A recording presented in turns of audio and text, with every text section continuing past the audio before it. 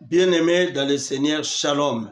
Je bénis l'Éternel parce qu'il m'a accordé encore, il m'a offert l'occasion pour que je puisse encore revenir vers toi pour te dire de savoir saisir les opportunités lorsqu'elles se présentent devant toi. Dans 1 Samuel chapitre 17 verset 26, David avait posé la question aux hommes lorsque une occasion s'est présentée devant lui.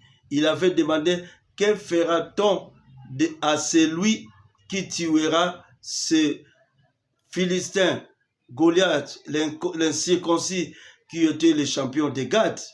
Et pendant que David posait cette question, son grand frère Eliab était même fâché contre lui. Et David lui a dit: qu'ai-je fait, mon grand frère?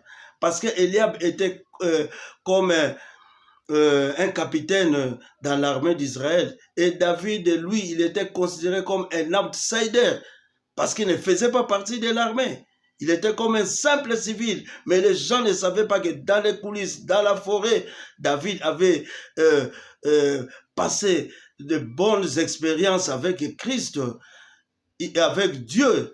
Il avait terrassé, il avait tué les lions, il avait tué l'ours. Parce que l'Esprit d'Éternel le saisissait à tout moment.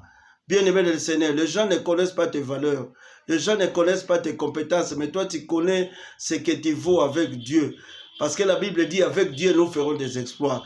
Bien-aimé, je viens t'informer encore une fois que dès demain, déjà, Dieu va ouvrir des portes.